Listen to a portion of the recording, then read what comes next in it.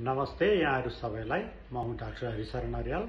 आज हामी नयाँ विषयमा कुरा गर्न गइरहेका छौँ के दिशा गर्ने ठाउँको आसपासमा भएका मासुका डल्लाहरू अथवा पाइल्स फिस्टुला फिसरहरूबाट क्यान्सर बन्ने सम्भावना रहन्छ।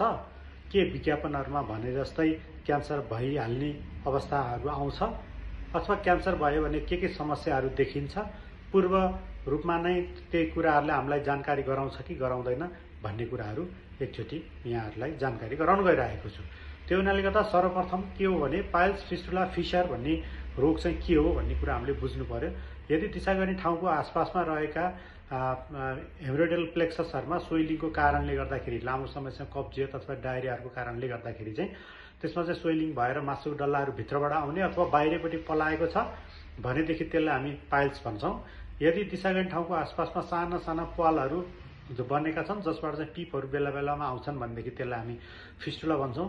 त्यस्तै दिशा गर्ने ठाउँमा च्यातिएको छ भने त्यसलाई हामी फिसर भन्छौँ। र कहिलेकाहीँ मान्छेहरूले के गल्ती पनि गरेको देखिन्छ भनेदेखि दिशा गर्ने ठाउँको आसपास छेउमा जुन च्यातिएको ठाउँ छ च्यातिएको ठाउँको साइडबाट पनि पलाएको मासुको डल्लाहरूलाई पनि एक्सटर्नल हेमोरोइड भनेर मान्छेहरूले चाहिँ डायग्नोसिस गरिरहेको देख्छु। त्यो एकदम गलत हो। त्यो चाहिँ फिसरबाट बनेको सेन्टिनल ट्याग भन्ने हो। त्यो हुनाले गर्दा सेन्टिनल ट्यागहरू चाहिँ जेनरली औषधिहरूले निको हुँदैन। अनि औषधिहरूले निको हुनेको हिसाबले हेर्दाखेरि पाइल्स पनि भित्रबाट आउने किसिमका फर्स्ट ग्रेड र सेकेन्ड ग्रेडका छन् भने औषधिहरूले निको हुने चान्स रहन्छ।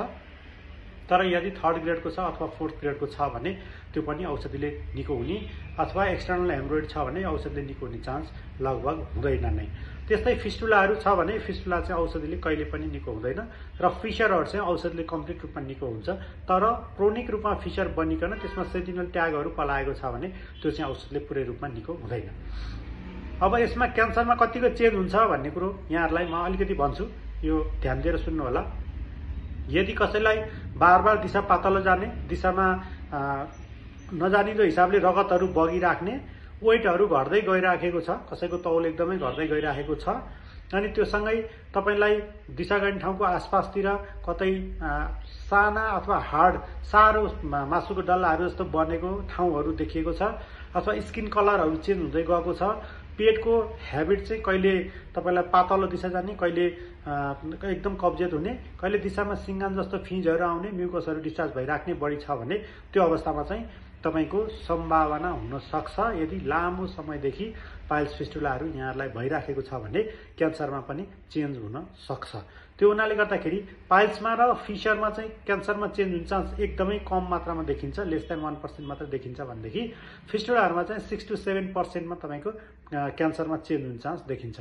त्यो हुनाले गर्दा फिस्टुलाहरू चाहिँ मोर देन पाइल्स फिसर भन्दा चाहिँ डेन्जर हुन्छ। त्यो हुनाले गर्दा यिनीहरू चाहिँ समयमै उपचार गर्नुपर्ने हुन्छ।